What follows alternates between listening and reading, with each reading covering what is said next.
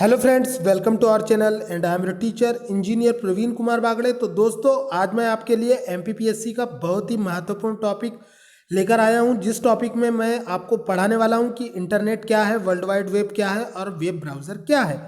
तो दोस्तों, मैं आपको जानकारी के लिए बता दूं कि एमपीपीएससी, एमपी पुलिस, एमपीएसआई और बहुत सारी एग्जाम्स जैसे कि सीपीसीटी और भी एग्जाम्स में कंप्यूटर्स के बहुत से क्वेश्चन पूछे जाते हैं। तो खास करके एमपीपीएससी की हम बात करेंगे, वहाँ पर 10 से 12 क्वेश्चन, 5 से 6 क्वेश्चन इंटरनेट और कंप्यूटर के पूछे जाते हैं। और उसमें महत्वपूर्ण टॉपिक जो है वो इंटरनेट होता है। इंटरनेट जो है एक क्रांतिकारी टेक्नोलॉजी है वर्तमान समय में, जो मैं आज आपको पढ़ाने वाला हूँ। तो स्टार्ट करते हैं दोस्तों आज की अपनी पढ़ाई। सबसे पहले मैं आपको बताऊंगा इंटरनेट के बारे में। तो दोस्तों, एग्जाम में सीधे क्वेश्चन आता है कि इंटरनेट का पूरा नाम क्या होता है। तो दोस्तों, इंटरनेट का पूरा नाम इंटरनेशनल नेटवर्क होता है। यह एमपीपीएससी में क्वेश्चन 2-3 बार पूछा जा चुका है। इसके अलावा दोस्तों, इंटरनेट जो होता है इसे नेटवर्कों का नेटवर्क भी कहा जाता है। इंटरनेट जो होता है दोस्तों, इसे नेटवर्कों का नेटवर्क भी कहा जाता है। और संचार के आधुनिकतम तकनीकों में इंटरनेट का नाम जो है वो सर्वोपरि है। यहाँ पर हाईलाइटेड में भी दिया हुआ है। इसके अलावा दोस्तों, हम वर्तमान समय में इंटरनेट को संदेशवाहक की संज्ञा भी दे सकते हैं, जिसमें हम text, graphics, audio, video, digital, analog data को एक स्थान से विश्व के किसी भी कोने में विश्व में जुड़े हुए कंप्यूटरों को भेज सकते हैं। इसके अलावा दोस्तों, वर्तमान युग में इंटरनेट के बढ़ते प्रयोग के कारण वर्तमान युग को संचार क्रांति का युग भी कहा जा सकता है। इसके अलावा दोस्तों, मैं आपको जानकारी के लिए बता दूं कि इंटरनेट क्या है। तो विश्व में जुड़े हुए लाखों करोड़ों कंप्यूटर जो कि नेटवर्कों के नेटवर्क के अंतर्गत आते हैं, उनमें समान नियमों या प्रोटोकॉलों का उपयोग करते हुए जब दो डिवाइसेस आपस में डेटा कम्युनिकेशन कर सकती है, तो ऐसे तंत्र को इंटरनेट कहा जाता है। यानी कि हम इंटरनेट को अगर सिंपली वर्ड में बात करें दोस्तों, तो internet is a collection of networks and in which we can communicate data from one devices to another. इसके अलावा दोस्तों, इंटरनेट का पूरा नाम इंटरनेशनल नेटवर्किंग होता है, जो कि नेटवर्कों का नेटवर्क होता है। एग्जाम में एमपीपीएससी के सीधे क्वेश्चन आ सकता है दोस्तों कि संसार का सबसे बड़ा नेटवर्क कौन सा है। तो विश्व में संसार का सबसे बड़ा नेटवर्क जो होता है दोस्तों, उसका नाम होता है इंटरनेट, जिसे नेटवर्कों का नेटवर्क या संजालों का संजाल कहा जाता है। आगे बढ़ते हैं दोस्तों, मैं आपको जानकारी के लिए बता दूं कि इंटरनेट का पिता जो है वो विंटन जी सर्फ को कहा जाता है। और इंटरनेट का सबसे पहले विचार जो है वो जेसी लिकलाइडर के ब्रेन में आया था, जेसी लिकलाइडर। लेकिन दोस्तों, इंटरनेट का पिता जो है वो विंटन जी सर्फ को कहा जाता है। इंटरनेट एक आधुनिक टेक्नोलॉजी है। इसके बाद में अब हम बात करेंगे दोस्तों नेटवर्क। इंटरनेट शब्द की हमने डेफिनेशन पढ़ा दोस्तों कि नेटवर्कों के नेटवर्क को इंटरनेट कहते हैं। लेकिन नेटवर्क किसे कहते हैं? तो दोस्तों, मैं आपको जानकारी के लिए बता दूं कि विश्व में आपस में जुड़े हुए स्वतंत्र कंप्यूटरों का ऐसा समूह जो आपस में डेटा कम्युनिकेट कर सकता है, नेटवर्क कहलाता है। यानी कि the network is a collection of autonomous computers which can capable to transfer data each other by using similar protocols। ठीक है दोस्तों, तो इंटरनेट का जो मानक प्रोटोकॉल होता है वह कौन सा होता है, एग्जाम में सीधे क्वेश्चन आ सकता है। तो दोस्तों, टीसीपी आईपी जो होता है ये इंटरनेट का मानक प्रोटोकॉल होता है। इसे इंटरनेट का स्टैंडर्ड प्रोटोकॉल भी कहा जाता है। ये भी एग्जाम में क्वेश्चन पूछा जा सकता है। इसके अलावा दोस्तों, अब हम बात करेंगे नेटवर्क के प्रकार की। तो according to the geographical size and the management we can divide into 3 types of network. यानी कि ज्यामितीय आकार के आधार पर और उनके प्रबंधन के आधार पर नेटवर्क को मुख्य रूप से 3 भागों में डिवाइड किया जाता है। जैसे कि लेन, मेन, वेन। लेन जो होता है दोस्तों, इसका पूरा नाम कंपटीशन एग्जाम में पूछा जाता है, पीएससी में। लेन का पूरा नाम लोकल एरिया नेटवर्क होता है। इसे हिंदी में स्थानीय क्षेत्र नेटवर्क भी कहते हैं। दूसरा होता है मेट्रोपॉलिटन एरिया नेटवर्क, ये लेन से बड़ा होता है। यह महानगर क्षेत्र नेटवर्क कहलाता है। और सबसे बड़ा जो नेटवर्क होता है उसे वाइड एरिया नेटवर्क कहा जाता है। इसका पूरा नाम विस्तृत एरिया नेटवर्क होता है। आगे बढ़ते हैं दोस्तों, अब मैं आपको लेन के बारे में बताऊंगा। तो दोस्तों, लेन जो होता है लोकल एरिया नेटवर्क, इसकी जो रेंज होती है 1 किलोमीटर से 10 किलोमीटर होती है। किसी बिल्डिंग में स्थापित किया गया नेटवर्क या किसी ऑफिस में स्थापित किया गया नेटवर्क लोकल एरिया नेटवर्क या स्थानीय क्षेत्र नेटवर्क कहलाता है। इसमें दोस्तों इसकी सबसे बड़ी विशेषता ये होती है कि इसका आकार जो होता है सबसे छोटा होता है और ईथरनेट लेन का एक लोकप्रिय उदाहरण होता है। एग्जाम में सीधे क्वेश्चन आ सकता है कि ईथरनेट किस प्रकार का नेटवर्क है। तो ईथरनेट जो होता है दोस्तों, यह एक प्रकार का लोकल एरिया नेटवर्क होता है। और लोकल एरिया नेटवर्क जो होता है किसी एक बिल्डिंग में होता है या फिर छोटे शॉर्टेस्ट डिस्टेंस वाला होता है। इसीलिए इसमें डेटा की जो स्पीड होती है सबसे ज़्यादा होती है। इसमें दोस्तों डेटा की स्पीड जो होती है वो 1000 MBPS होती है, 1000 MBPS। तो 1000 MBPS का मतलब होता है कि 1000 MB डेटा को 1 सेकंड में ट्रांसफ़र किया जा सकता है। 1000 MBPS यानी कि 1 GB डेटा को पर सेकंड ट्रांसफ़र किया जा सकता है। इसकी स्पीड सबसे ज़्यादा होती है। लोकल एरिया नेटवर्क जो होता है दोस्तों, ये आकार में सबसे छोटा होता है। ये किसी बिल्डिंग में इंस्टॉल किया जाता है। इसकी रेंज जो होती है 1 से 10 किलोमीटर होती है। इसके अलावा दोस्तों इसमें जुड़ने वाले कंप्यूटरों की संख्या भी सबसे कम होती है, लेकिन डेटा ट्रांसफ़र की स्पीड 1000 MBPS यानी कि सबसे ज़्यादा होती है। आगे हम बात करेंगे दोस्तों मेट्रोपॉलिटन एरिया नेटवर्क की। ये मध्यम आकार का नेटवर्क होता है जो किसी महानगर पर इंस्टॉल किया जाता है। यह किसी बड़े भौगोलिक क्षेत्र जैसे कि 100 किलोमीटर की त्रिज्या वाले कंप्यूटर नेटवर्क क्षेत्र में स्थापित किया जाता है। यह किसी बड़े स्कूल या यूनिवर्सिटी या बड़ी कंपनी के प्राइवेट नेटवर्क या पब्लिक नेटवर्क को जोड़ने के लिए इसका प्रयोग किया जाता है दोस्तों। इसके बाद में हम बात करेंगे दोस्तों इसके स्पीड की। तो इसकी स्पीड जो होती है दोस्तों लोकल एरिया नेटवर्क से कम होती है और वाइड एरिया नेटवर्क से ज़्यादा होती है। तो इसकी स्पीड जो होती है दोस्तों 100 से लेकर 1000 MBPS तक होती है। और इस नेटवर्क में दोस्तों कोएक्सियल केबल का यूज़ किया जाता है और फाइबर ऑप्टिक्स केबल का भी यूज़ किया जाता है। ठीक उसी प्रकार दोस्तों अगर मैं बात करूं लोकल एरिया नेटवर्क की, तो लोकल एरिया नेटवर्क जो होता है दोस्तों उसमें सबसे ज़्यादा जो है वो ट्विस्टेड पेयर केबल का यूज़ किया जाता है। ट्विस्टेड पेयर केबल का कॉम्पिटिशन एग्जाम MPPSC में क्वेश्चन आ सकता है कि लोकल एरिया नेटवर्क में सबसे ज़्यादा कौन सी केबल का प्रयोग किया जाता है। तो दोस्तों लोकल एरिया नेटवर्क में सबसे ज़्यादा ट्विस्टेड पेयर केबल का यूज़ किया जाता है, जिसे कि हम ट्विस्टेड पेयर केबल का यूज़ किया जाता है। और जो मेट्रोपॉलिटन एरिया नेटवर्क होता है इसमें फाइबर ऑप्टिक्स केबल का यूज़ किया जाता है और साथ में कोएक्सियल केबल का भी यूज़ किया जाता है। इसके बाद में हम बात करेंगे दोस्तों वाइड एरिया नेटवर्क की। तो वाइड एरिया नेटवर्क जो होता है दोस्तों ये सबसे बड़े आकार का होता है। इसे इंटरकॉन्टिनेंटल नेटवर्क भी कहा जाता है। यह अंतर महाद्वीपीय नेटवर्क होता है। जैसे 2 से अधिक देशों को जब आपस में किसी इंटरनेट नेटवर्क के माध्यम से जोड़ा जाता है तो इसका विस्तृत आकार होने के कारण इसे विश्वव्यापी नेटवर्क या वाइड एरिया नेटवर्क कहा जाता है। यह किसी देश महाद्वीप या संपूर्ण विश्व में फैले कंप्यूटरों को जोड़ने वाला नेटवर्क होता है। जैसे कि बैंकों का नेटवर्क, जैसे कि पीएनबी एक इंटरनेशनल बैंक है दोस्तों।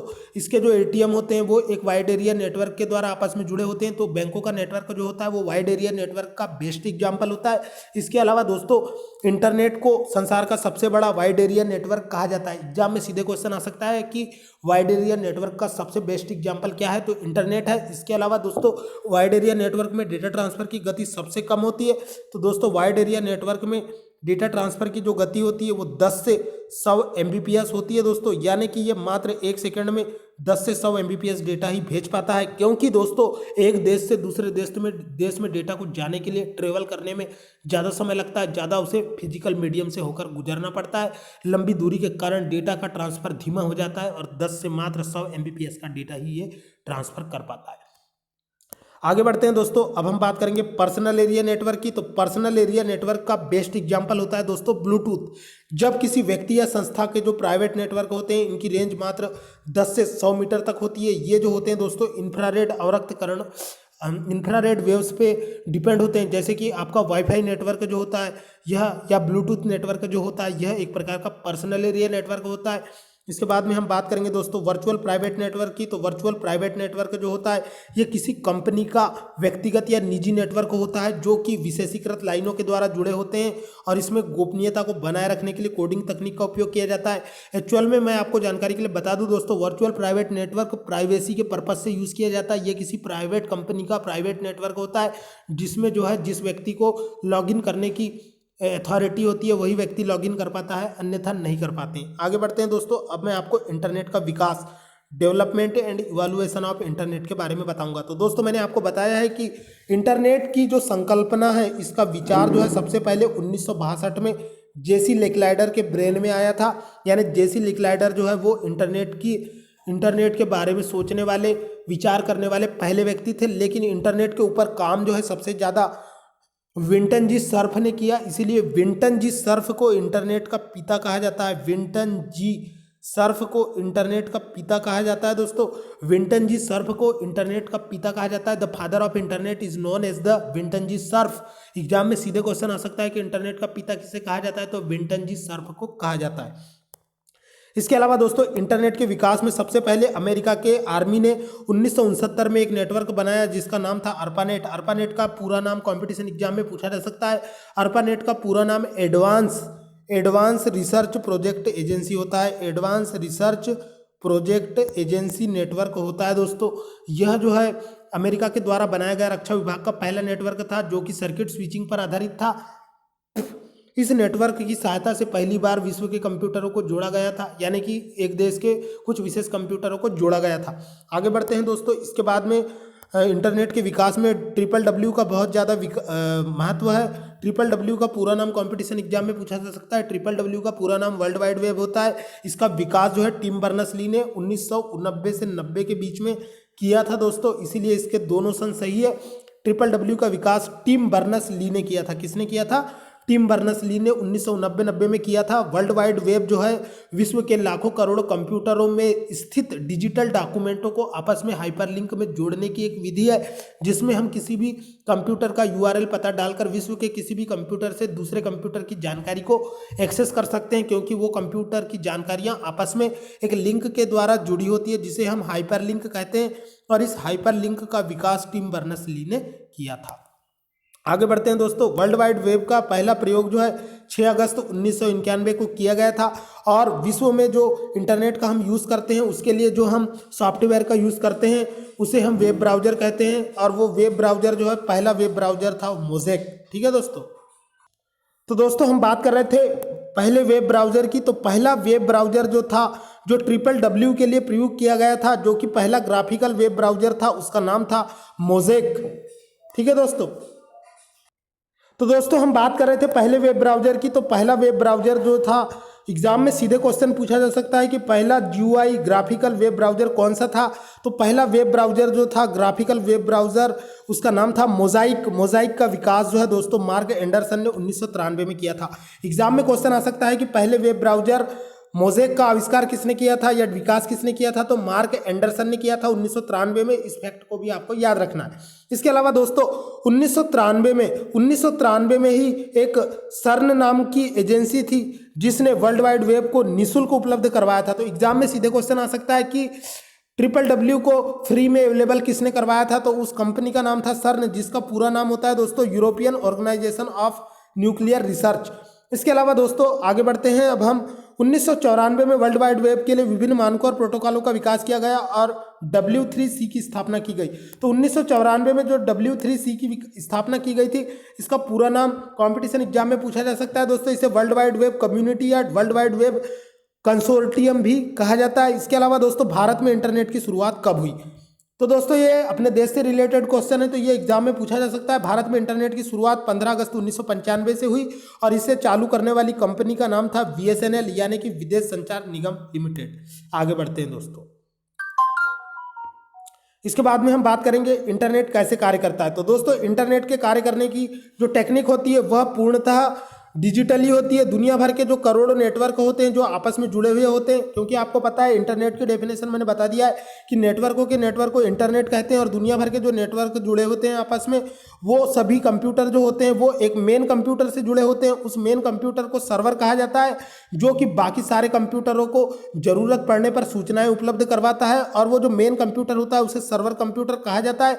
और सर्वर कंप्यूटर ही अपने द्वारा जुड़े गए विभिन्न क्लाइंट कंप्यूटरों की रिक्वेस्ट पर उनको जानकारियां भेजता है। और इस तरह से क्लाइंट सर्वर मॉडल पर इंटरनेट काम करता है। इंटरनेट जो है किस मॉडल पर काम करता है? क्लाइंट सर्वर मॉडल पर काम करता है। यानी कि एक सर्वर होता है, एक मेन कंप्यूटर होता है, जिससे बहुत सारे छोटे छोटे लोकल कंप्यूटर जुड़े होते हैं। इन प्रत्येक लोकल कंप्यूटरों पर विभिन्न यूजर जो है HTTP प्रोटोकॉल की सहायता से सर्वर को रिक्वेस्ट भेजते हैं। और सर्वर जो होता है वह FTP प्रोटोकॉल की सहायता से विभिन्न क्लाइंट कंप्यूटरों को डिजायर्ड डेटा को भेज देता है। इस मॉडल को क्लाइंट सर्वर मॉडल कहा जाता है। यह थ्री लेयर मॉडल होता है जो कि इंटरनेट को चलाने में मदद करता है। तो इस तरह से इंटरनेट काम करता है। इंटरनेट में जो मेन कंप्यूटर होता है उससे उसके क्लाइंट लोग जुड़े होते हैं और प्रत्येक क्लाइंट जो है वो अपने विभिन्न सेवाओं के लिए रिक्वेस्ट जो है सर्वर को भेजता है। और सर्वर जो होता है एक बड़ा कंप्यूटर होता है, ज़्यादा क्षमता का होता है, ज़्यादा मेमोरी होती है। यानी कि दोस्तों एक पूरी टीम होती है जिसमें जो कैप्टन होता है वो पूरी टीम को ऑर्गेनाइज करता है। तो जो कैप्टन होता है वह एक प्रकार का सर्वर कंप्यूटर होता है और बाकी जो होते हैं सारे लोकल कंप्यूटर होते हैं, सामान्य खिलाड़ी होते हैं, जो कोई भी चीज़ अगर पूछना होता है तो वो जाके कैप्टन से पूछते हैं और उस तरह से काम चलता है। आगे बढ़ते हैं दोस्तों। इसके अलावा दोस्तों इंटरनेट पर जुड़े प्रत्येक कंप्यूटर जो होते हैं वो समान नियमों का यूज़ करते हैं। इन नियमों को प्रोटोकॉल कहा जाता है। यानी कि बात करेंगे अब हम प्रोटोकॉल की, तो दोस्तों जिस तरह से किसी ऑर्गेनाइजेशन के विभिन्न प्रोटोकॉल होते हैं, समय पर आना, समय पर जाना, रोज अटेंडेंस लगवाना, इस तरह के जो प्रोटोकॉल्स होते हैं दोस्तों, तो प्रोटोकॉल की डेफिनेशन क्या होती है? The set of rules is known as protocol. यानी कि दोस्तों प्रोटोकॉल इज ए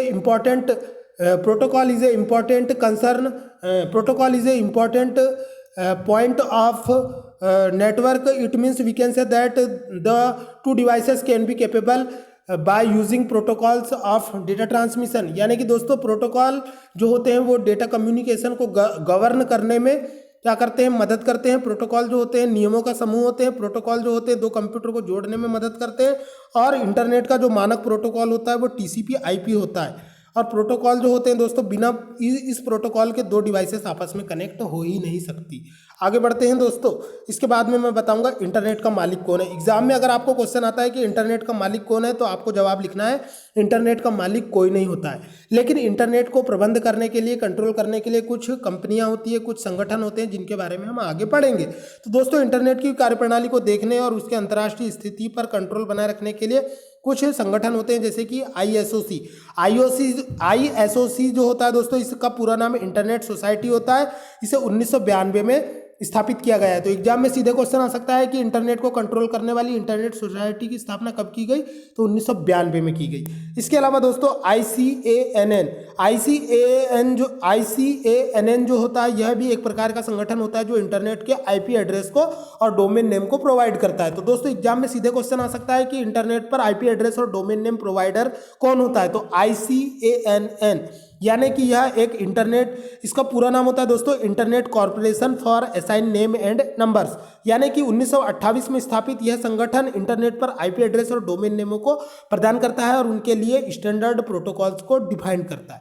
इसके अलावा दोस्तों अब हम बात करेंगे IEEE की। एग्जाम में सीधे क्वेश्चन आ सकता है MPPSC में कि IEEE क्या होता है? तो दोस्तों IEEE का पूरा नाम इंटरनेट इंजीनियरिंग टास्क फोर्स होता है। यह इंटरनेट के मानकों का विकास करता है और उसके प्रयोग को प्रोत्साहित करता है। इसके अलावा दोस्तों अब हम बात करेंगे W3C की। W3C का पूरा नाम वर्ल्ड वाइड वेब कंसोर्टियम होता है।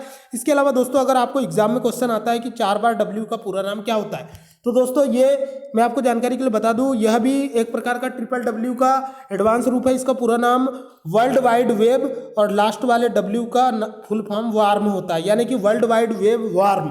यह एक प्रकार का WWW का एडवांस रूप होता है। आगे बढ़ते हैं दोस्तों। अब मैं आपको बताऊंगा इंटरनेट का यूज़ करने के लिए हम हाउ टू कनेक्ट इंटरनेट, यानी कि इंटरनेट से कैसे जुड़े। तो दोस्तों इंटरनेट से जुड़ने के लिए आपको कुछ विशेष उपकरणों की आवश्यकता होती है, कुछ विशेष हार्डवेयर और सॉफ्टवेयरों की जरूरत होती है। जैसे कि आपको एक पर्सनल कंप्यूटर की जरूरत होती है जो कि आप अफोर्ड कर सकते हैं। इसके अलावा आपको एक मॉडेम लगता है दोस्तों। मॉडेम जो होते हैं मुख्य रूप से दो प्रकार के होते हैं, इंटरनल मॉडेम और एक्सटर्नल मॉडेम। इंटरनल मॉडेम जो होता है दोस्तों वो कंप्यूटर के मदरबोर्ड में लगा होता है, और एक्सटर्नल मॉडेम जो होता है वो आप लोगों ने पहले देखा होगा MP ऑनलाइन में एक डब्बा रखा होता था जिसपे हरी लाइट जल रही होती थी, वह एक प्रकार का एक्सटर्नल मॉडेम होता है जो कि कंप्यूटर के बाहर रखा होता है। ये अधिक स्थान घेरता है, इसीलिए आजकल के नए कंप्यूटरों में मॉडेम को कंप्यूटर के CPU में ही फिक्स कर दिया जाता है, लैपटॉप में। इसके अलावा दोस्तों एक NIC कार्ड की जरूरत पड़ती है आपको।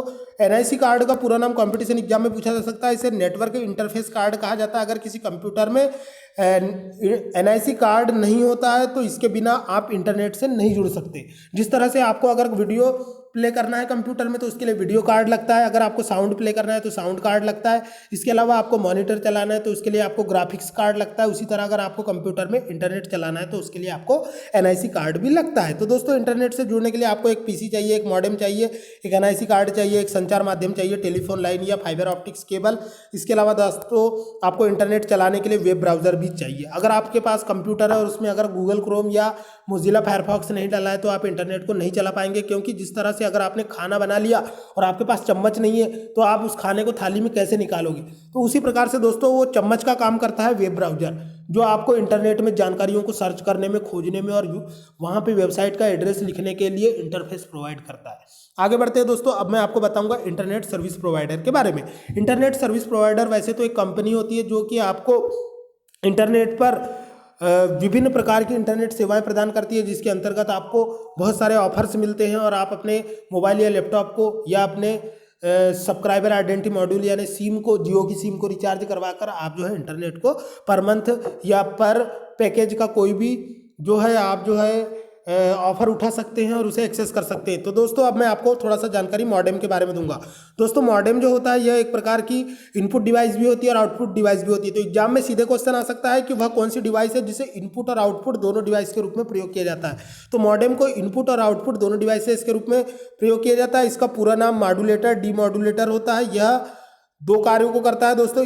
इसका पूरा नाम मॉड्यूलेटर डीमॉड्यूलेटर होता है और यह दो काम करता है, मॉड्यूलेशन और डीमॉड्यूलेशन। तो मॉड्यूलेशन जो होता है दोस्तों, मैं आपको जानकारी के लिए बता दूं कि हमारा जो कंप्यूटर होता है वह डिजिटल सिग्नल पर वर्क करता है, लेकिन जो टेलीफोन लाइन होती है वो सिर्फ एनालॉग सिग्नल को ले जा सकती है। तो हमारे कंप्यूटर के डिजिटल सिग्नल को एनालॉग सिग्नल में बदलने की प्रक्रिया को मॉड्यूलेशन कहा जाता है। और जब रिसीवर पर ये एनालॉग सिग्नल पहुंचते हैं तो इन एनालॉग सिग्नल को फिर से डिजिटल सिग्नल में बदला जाता है। तो एनालॉग को डिजिटल में बदलना डीमॉड्यूलेशन कहलाता है।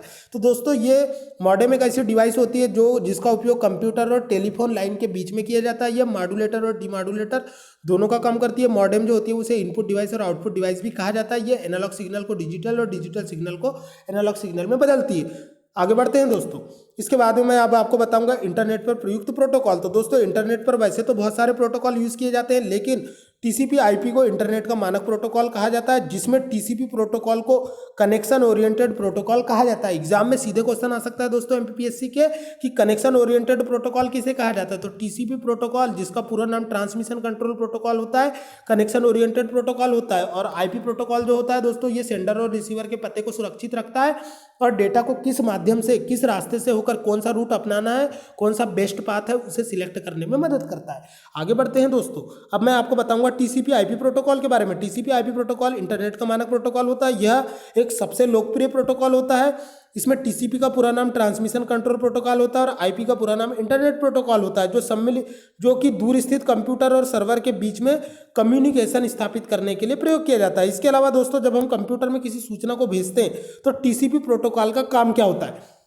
दोस्तों टीसीपी प्रोटोकॉल को कनेक्शन ओरिएंटेड प्रोटोकॉल कहा जाता है, क्योंकि जब भी हम किसी संदेश को दूर स्थित कंप्यूटर को भेजते हैं तो सूचना को छोटे छोटे पैकेट के रूप में विभाजित किया जाता है और ये जो छोटे छोटे पैकेट होते हैं ये वायरलेस माध्यम या वायर्ड माध्यम से होकर जाते हैं और रिसीवर पर पहुंचने के बाद सभी पैकेट जो होते हैं जो टुकड़ों में जाते हैं, packet number 1, packet number 3, packet number 4।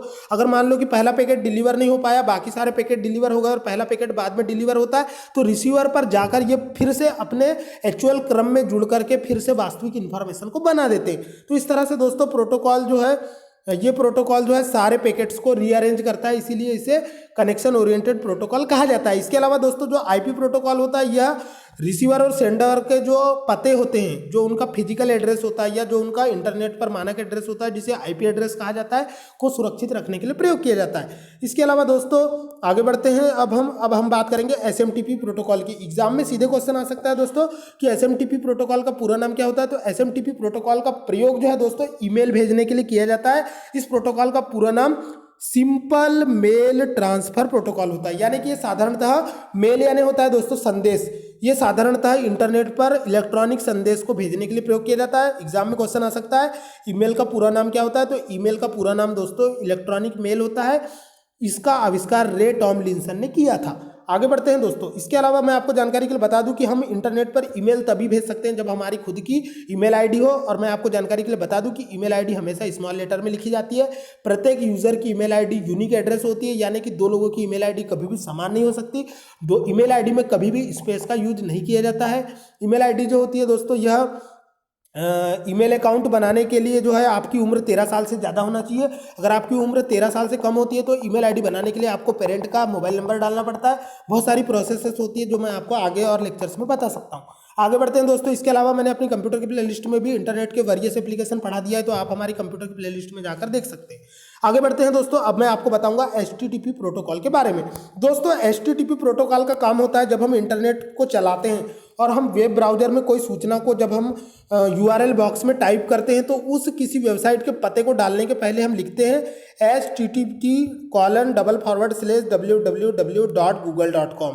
तो दोस्तों ये एचटीटीपी जो होता है, ये प्रोटोकॉल का प्रयोग जो है वेब सर्वर के द्वारा ये जो एचटीटीपी प्रोटोकॉल होता है दोस्तों, इसका प्रयोग जो है हमारे लोकल कंप्यूटर के द्वारा हमारे इंटरनेट के मेन कंप्यूटर यानी सर्वर को रिक्वेस्ट भेजने के लिए, प्रार्थना भेजने के लिए किया जाता है। जो भी प्रार्थना हम भेजते हैं उससे रिलेटेड जो फाइल होती है वो हमारे लोकल कंप्यूटर पर आ जाती है। यानी कि लोकल कंप्यूटर के द्वारा मेन कंप्यूटर को सूचना प्राप्ति की रिक्वेस्ट भेजने के लिए HTTP प्रोटोकॉल का उपयोग किया जाता है। तो दोस्तों कॉम्पिटिशन एग्जाम में ज़्यादातर इसका फुल फॉर्म पूछा जाता है। इसका पूरा नाम हाइपर टेक्स्ट ट्रांसफर प्रोटोकॉल होता है। आगे बढ़ते हैं दोस्तों, अब मैं बताऊंगा आपको FTP प्रोटोकॉल के बारे में। दोस्तों FTP प्रोटोकॉल का पूरा नाम कॉम्पिटिशन एग्जाम में कई बार पूछा जाता है। FTP प्रोटोकॉल का पूरा नाम फाइल ट्रांसफर प्रोटोकॉल होता है। आप लोगों ने इंटरनेट पर पढ़ा होगा कि मैंने फेसबुक पर अपनी पोस्ट अपलोड कर दी।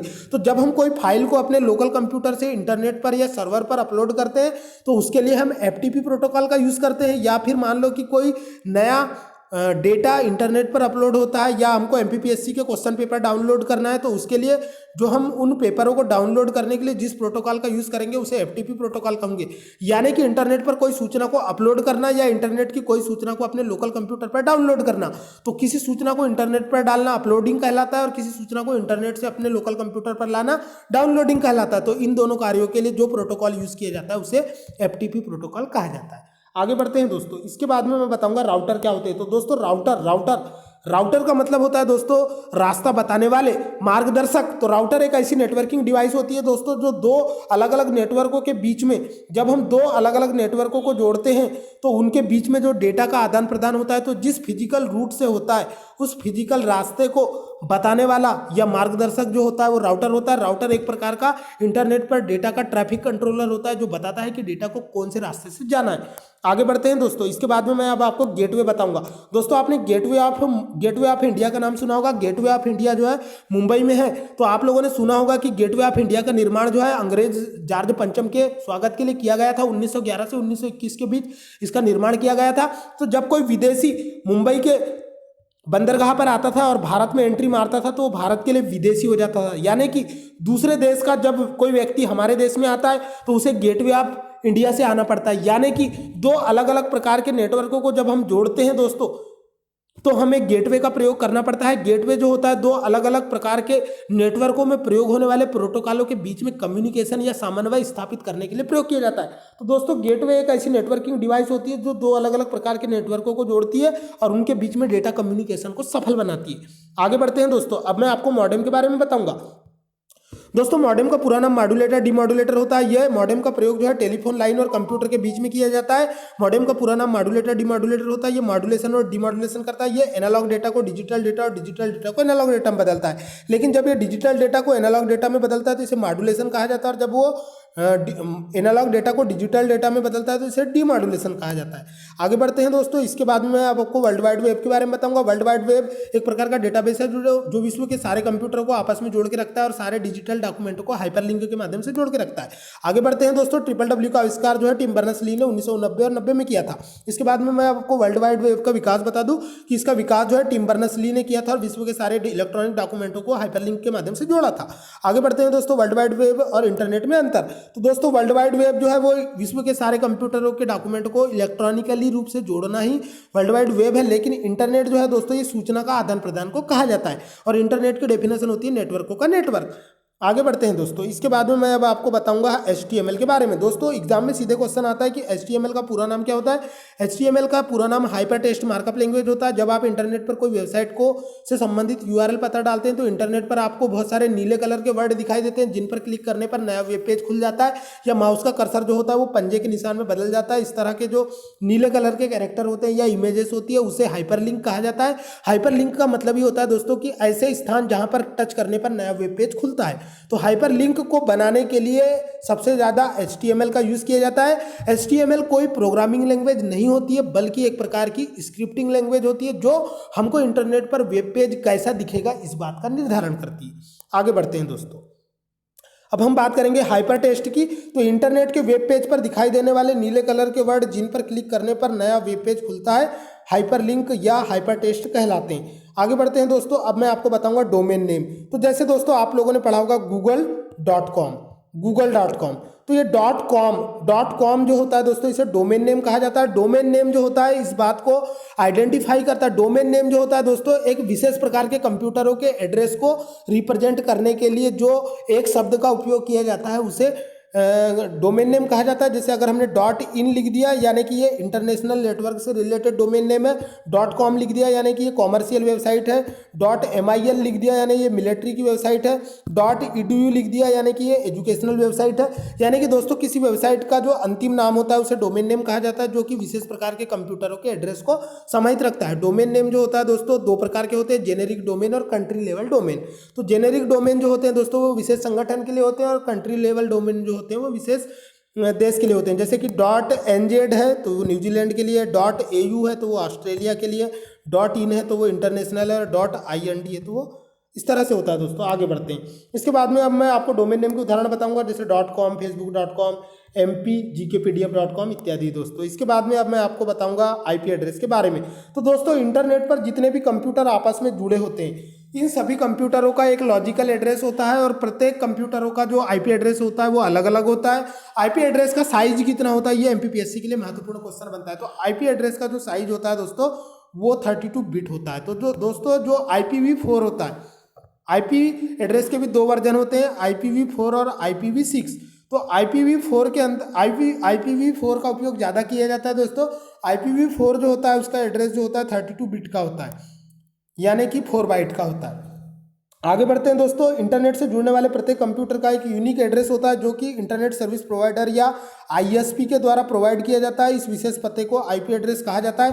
तो दोस्तों जिन लोगों के लैपटॉप गुम जाते हैं या मोबाइल गुम जाते हैं तो उनके मोबाइल की जो लोकेशन है साइबर सेल वाले पता करते हैं, तो IMEI एड्रेस या उसके IP एड्रेस से पता लगा सकते हैं। आगे बढ़ते हैं दोस्तों। इसके अलावा दोस्तों अब हम बात करेंगे IP एड्रेस के वर्जन की। तो IP एड्रेस के दो वर्जन होते हैं, IPv4 और IPv6। तो IPv4 जो होता है दोस्तों इसका प्रयोग जो है अभी वर्तमान समय में किया जा रहा है। इसके द्वारा जो है दोस्तों 3 डॉट के द्वारा ये अलग होता है, जैसे कि 198.0.014। तो ये एक प्रकार का IPv4 का एड्रेस होता है दोस्तों, यह 32 बिट का होता है। एग्जाम में यही क्वेश्चन आएगा कि IPv4 का आकार कितना होता है, तो मात्र 32 बिट होता है।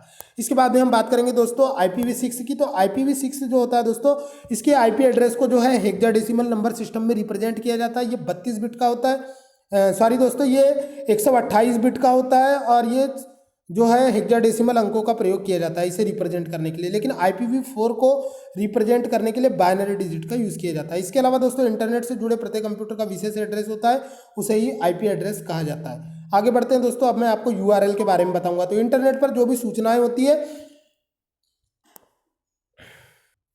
तो दोस्तों हम बात कर रहे थे URL एड्रेस की। तो किसी भी वेबसाइट का जो हम पता लिखते हैं इंटरनेट के सर्च इंजन में या वेब ब्राउजर में, तो उस वेबसाइट का पता, जैसे कि http://www.gmail.com, तो ये जो पता होता है दोस्तों इस इंटरनेट पर किसी वेबसाइट के पते को URL पता कहा जाता है। इसे URL एड्रेस या उसका वेब एड्रेस भी कहा जाता है। इसके अलावा दोस्तों URL का पूरा नाम कंपटीशन एग्जाम में पूछा जा सकता है। URL का पूरा नाम यूनिफॉर्म रिसोर्स लोकेटर होता है, यानी कि इंटरनेट पर किसी भी वेबसाइट का जो पता होता है वो अद्वितीय होता है, यानी कि दूसरी वेबसाइट का, यानी दो वेबसाइटों का सेम पता नहीं हो सकता। इसके अलावा दोस्तों URL पता यह बताता है कि वो उस वेबसाइट से संबंधित जानकारी इंटरनेट के किस सर्वर कंप्यूटर पर है, किस मेन कंप्यूटर पर है, वहाँ से उन फाइलों को आपके लोकल कंप्यूटर पर ट्रांसफर किया जाता है। आगे बढ़ते हैं दोस्तों। इसके बाद में मैं आपको जानकारी के लिए बता दूं कि URL पता जो होता है उसमें प्रोटोकॉल का नाम होता है, कॉलन होता है, डबल फॉरवर्ड स्लैश होता है। इसके अलावा सर्वर या होस्ट कंप्यूटर का पता होता है, जिसे डोमेन नेम कहा जाता है, और फाइल तक पहुंचने का डायरेक्टरी पाथ भी होता है, और फाइल का नाम भी होता है, जैसे कि नीचे में दिया हुआ है। आगे बढ़ते हैं दोस्तों। इसके अलावा दोस्तों URL पते में कभी भी ब्लैंक स्पेस का उपयोग नहीं किया जाता है। अब इसके बाद में हम बात करेंगे दोस्तों URL यूनिफॉर्म रिसोर्स आइडेंटिफायर। तो जो हम HTTP का यूज़ करते हैं, यह एक प्रकार का URL आइडेंटिफायर होता है, जो कि यह बताता है कि आपका जो कंप्यूटर है किस कंप्यूटर में जानकारी को रखा गया है। तो दोस्तों URI में URL का कुछ भाग या कुछ पूरा हिस्सा शामिल होता है। URL की सूचना को उससे प्राप्त करने का मार्ग बताता है। आगे बढ़ते हैं दोस्तों। अब हम बात करेंगे वेब ब्राउजर। तो वेब ब्राउजर जो होते हैं दोस्तों यह एक प्रकार के सॉफ्टवेयर एप्लीकेशन होते हैं जो कि कंप्यूटर में यूज़ किए जाते हैं। जैसे कि वेब ब्राउजर होता है Google Chrome, Mozilla Firefox, internet explorer, ये सारे जो होते हैं दोस्तों, नेटस्केप नेविगेटर, ये सभी वेब ब्राउजर होते हैं जो कि हमें इंटरनेट एक्सेस करने के लिए एक इंटरफेस प्रदान करते हैं, जिसमें हम एक सर्च बॉक्स होता है जिसे हम URL बॉक्स कहते हैं। यहाँ पर कोई भी जानकारी को टाइप करते हैं, कोई भी वेबसाइट का पता लिखते हैं और सर्च करते हैं, तो हमारे डिजायर्ड जानकारी जो है कंप्यूटर स्क्रीन पर डिस्प्ले होती है। आगे बढ़ते हैं दोस्तों। वर्तमान में प्रचलित कुछ web browser internet explorer, Google Chrome, Mozilla Firefox, safari और ओपेरा। तो सफारी और ओपेरा जो होते हैं दोस्तों ये मोबाइल वेब ब्राउजर होते हैं। इसके अलावा इंटरनेट एक्सप्लोरर जो है इसे माइक्रोसॉफ्ट कंपनी ने बनाया, गूगल क्रोम को गूगल कंपनी ने बनाया, मोजिला फायरफॉक्स को मोजिला कंपनी ने बनाया। आगे बढ़ते हैं दोस्तों। इसके बाद हम बात करेंगे इंटरनेट एक्सप्लोरर। तो ये माइक्रोसॉफ्ट कंपनी के द्वारा बनाया गया वेब ब्राउजर है जो कि विंडोज ऑपरेटिंग सिस्टम पर चलता है। ये विश्व का सबसे ज़्यादा प्रयोग किया जाने वाला वेब ब्राउजर है। तो एग्जाम में क्वेश्चन आ सकता है दोस्तों कि विश्व में सबसे ज़्यादा प्रयोग किया जाने वाला वेब ब्राउजर कौन है, तो इंटरनेट एक्सप्लोरर है। इसके अलावा दोस्तों मोजिला फायरफॉक्स जो है इसे मोजिला कॉर्पोरेशन ने बनाया। ये मैकिन्टोश ऑपरेटिंग सिस्टम पर चलता है और ये निःशुल्क वेब ब्राउजर है। इसके अलावा दोस्तों ओपेरा जो होता है ये मोबाइल कंपनी ओपेरा के द्वारा बनाया गया वेब ब्राउजर है। इसका उपयोग जो है दोस्तों मोबाइल फ़ोन में ज़्यादा किया जाता है और पर्सनल डिजिटल असिस्टेंट यानी पीडीए में ज़्यादा किया जाता है। तो वर्तमान में गूगल क्रोम जो है दोस्तों सबसे ज़्यादा प्रयोग किया जा रहा है। इसके अलावा एप्पल सफारी जो होता है दोस्तों ये एप्पल कंपनी के मोबाइल में ज़्यादा यूज़ किया जाता है मैकिन्टोश ऑपरेटिंग सिस्टम पर। और गूगल क्रोम जो है दोस्तों एग्जाम में क्वेश्चन आ सकता है कि गूगल क्रोम को कब डेवलप किया गया, तो इसे 2008 में डेवलप किया गया। इस फैक्ट को आपको बिल्कुल 100% रट लेना है दोस्तों। गूगल क्रोम को 2008 में डेवलप किया गया। इसके अलावा दोस्तों वेब ब्राउजर कैसे काम करता है, तो वेब ब्राउजर जो होता है दोस्तों एक प्रकार का सॉफ्टवेयर एप्लीकेशन होता है जिसमें हम HTTP प्रोटोकॉल की सहायता से वेब सर्वर को रिक्वेस्ट भेजते हैं और FTP प्रोटोकॉल की सहायता से सर्वर जो है फाइलों को क्लाइंट कंप्यूटर पर ट्रांसफ़र करता है और इस तरह से वेब ब्राउजर काम करता है। आगे बढ़ते हैं दोस्तों। इसके बाद में हम बात करेंगे इंट्रानेट की। तो इंट्रानेट जो होता है दोस्तों ये किसी संगठन के द्वारा या संस्था के द्वारा नियंत्रित होता है जिसमें हम इंटरनेट के मानक प्रोटोकॉल का यूज़ करके नेटवर्किंग कर सकते हैं। आगे बढ़ते हैं दोस्तों। अब हम बात करेंगे एक्स्ट्रानेट की। तो एक्स्ट्रानेट जो होता है यह किसी संस्था के द्वारा नियंत्रित तो होता है लेकिन उस नेटवर्क से जुड़े अन्य उपयोगकर्ताओं को सुविधा उपलब्ध करवाता है। आगे बढ़ते हैं दोस्तों। अब हम बात करेंगे सर्च इंजन की। तो विश्व में सबसे ज़्यादा प्रयोग किया जाने वाला भारत में सबसे ज़्यादा प्रयोग किया जाने वाला सर्च इंजन गूगल होता है दोस्तों। गूगल का प्रयोग आप सभी लोग करते हैं। गूगल का विकास जो है दोस्तों 1997 में किया गया था। गूगल का आविष्कार विकास जो है 1997-98 में किया गया था। यह काफ़ी महत्वपूर्ण है और गूगल जो है दोस्तों सबसे ज़्यादा यूज़ किया जाता है। इसके बाद में दोस्तों महत्वपूर्ण सर्च इंजनों की बात करेंगे Google, Bing, Yahoo, Baidu, AOL, ask.com, Excite और डगडगगो। तो दोस्तों MPPSC में कई बार क्वेश्चन आता है कि इनमें से सर्च इंजन कौन सा है, तो डगडगगो भी पूछा जा चुका है। डेडी भी एक प्रकार का सर्च इंजन होता है। इसके अलावा दोस्तों Excite, ask.com, AOL, Baidu, Yahoo, Bing और गूगल ये सभी सर्च इंजन के महत्वपूर्ण उदाहरण हैं। आगे बढ़ते हैं दोस्तों। सर्फिंग का मतलब होता है दोस्तों कपड़े धुलना। आप लोगों ने सर्फ एक्सेल का नाम सुना होगा। सर्फ एक्सेल क्या करता है, कपड़ों के अंदर जो बारीक बारीक छिद्र होते हैं जहाँ पर गंदगी होती है, जब हम पानी में डिटर्जेंट मिलाते हैं तो पानी का पृष्ठ तनाव कम हो जाता है और पानी जो है गंदगी वाली जगह पर जाता है और गंदगी को साफ कर देता है। यानी कि कपड़े की गहराई में तह तक के जाने के लिए हम जिस चीज़ का यूज़ करते हैं उसे सर्फ एक्सेल कहते हैं। ठीक उसी प्रकार दोस्तों जब हम इंटरनेट पर किसी सूचना को खंगालना है, हमें किसी सूचना की गहराई तक जाना है, तह तक जाना है, तो इंटरनेट पर अपने पसंद की सूचना को खोजना ही सर्फिंग कहलाता है दोस्तों। जैसे कपड़े की सफाई करना यानी कि मैल को खोज के निकालना सरफेक्सिंग करना कहलाता है, उसी प्रकार दोस्तों इंटरनेट पर अपने पसंद की जानकारी को खोजना ही सर्फिंग कहलाता है। और इंटरनेट पर हम सूचनाओं को सर्फिंग के अंतर्गत डाउनलोड नहीं करते, सिर्फ सूचनाओं को देखते हैं और छोड़ देते हैं। आगे बढ़ते हैं दोस्तों। अब मैं आपको हिट्स के बारे में बताऊंगा।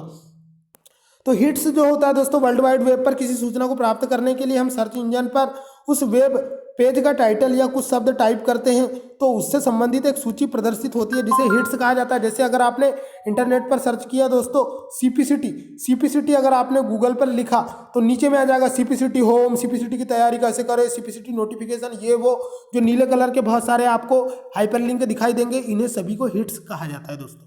इसे मेटा डेटा भी कहा जाता है। तो इस तरह से दोस्तों मेरा ये वीडियो कंप्लीट हुआ।